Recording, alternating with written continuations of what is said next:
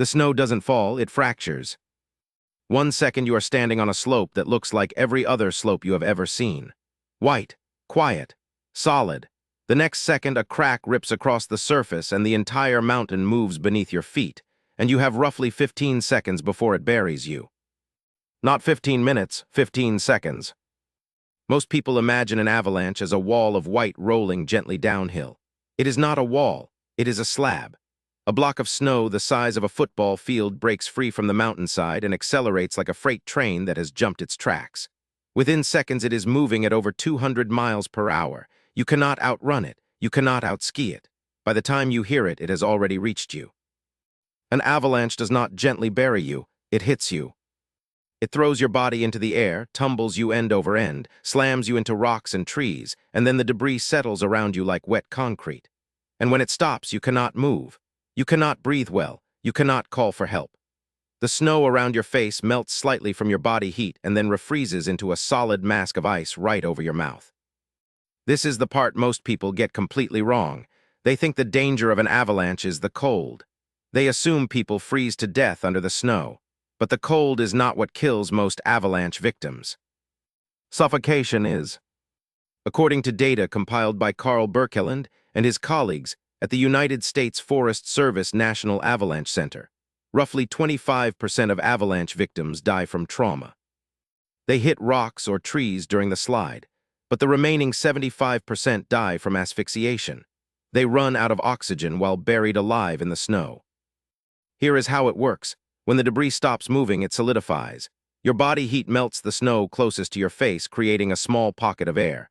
But that pocket is tiny, and carbon dioxide builds up in it fast. Within minutes, your breathing pulls the CO2 concentration higher and higher. You start to feel drowsy, your vision darkens, you lose consciousness, and then your heart stops. Researchers at the Swiss Federal Institute for Snow and Avalanche Research in Davos published findings showing that survival rates drop sharply after just 35 minutes of burial. At 35 minutes, the snow has fully compacted. Air pockets have collapsed. After 60 minutes, the chance of being found alive drops below 40%. After 2 hours, it drops below 20%. The clock starts the moment you stop moving, and most buried victims never make it past that 35-minute window. Let me tell you about Galtür. On February 23, 1999, an avalanche struck the small Austrian village of Galtür in the Tyrolean Alps. The avalanche was over 300 meters wide. It traveled at roughly 180 miles per hour. It hit the village in the late afternoon and buried entire apartment buildings, cars, and people under meters of dense debris. 31 people died. Rescue teams from across Europe worked for days using probe lines, search dogs, and helicopters. Some victims were pulled out alive, many were not. The Galtür avalanche was not a freak event. Avalanche forecasters had issued warnings in the days leading up to it.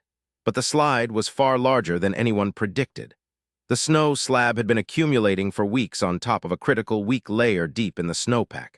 When that layer finally collapsed, it brought down the entire slope in seconds. This is what makes avalanches so terrifying and so difficult to predict. The most dangerous slides are not triggered by loud noises or a helicopter overhead. That is a Hollywood myth. Sound does not trigger avalanches. What triggers them is the failure of a buried weak layer of snow, often composed of tiny, rounded grains called depth hoar that cannot bond to the layers above. This weak layer may sit quietly for weeks, silently holding thousands of tons of snow above it. And then one small additional load, a skier's weight, a gust of wind depositing new snow, a rapid temperature change is enough to start the fracture. Bruce Jamieson, a leading avalanche researcher at the University of Calgary, has spent decades studying these weak layers. His work has shown that the internal structure of the snowpack matters far more than what you see on the surface. You can look at a slope and see pristine, untouched snow. But 60 centimeters beneath the surface, the entire thing could be sitting on a rotten foundation, like a house built on sand.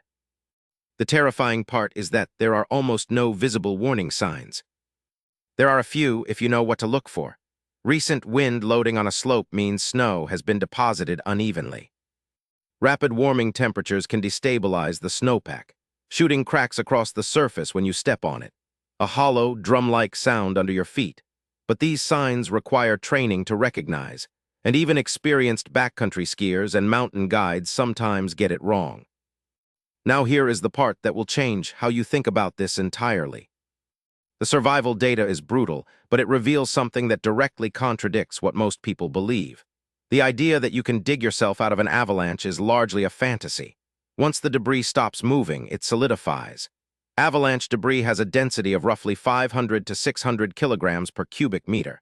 That is nearly the density of liquid water, but you cannot swim through it. You are trapped in a block of compacted snow that weighs as much as a swimming pool compressed into the space of your body. Pascal Hegeli, a researcher at Simon Fraser University who studies avalanche accident patterns across North America, has shown that most survivors are rescued by their companions, not by professional rescue teams, not by helicopters arriving an hour later, by the people standing right next to them when the slope let go. This is why every avalanche safety course in the world drills the same rule into every participant. Your survival depends on your partner. If you are buried, the only people who can save you in time are the ones who saw where you went under the snow. They have roughly 15 minutes to locate you with a transceiver, probe your exact position, and dig you out before that 35-minute window starts closing. An avalanche transceiver is a small device worn on your chest that sends and receives a radio signal. Every person in a backcountry group wears one in transmit mode. When someone gets buried, the remaining group switches to receive mode and follows the signal to the buried victim. But here is the part nobody wants to hear. You need practice. You need to have run rescue scenarios before you ever step onto a slope.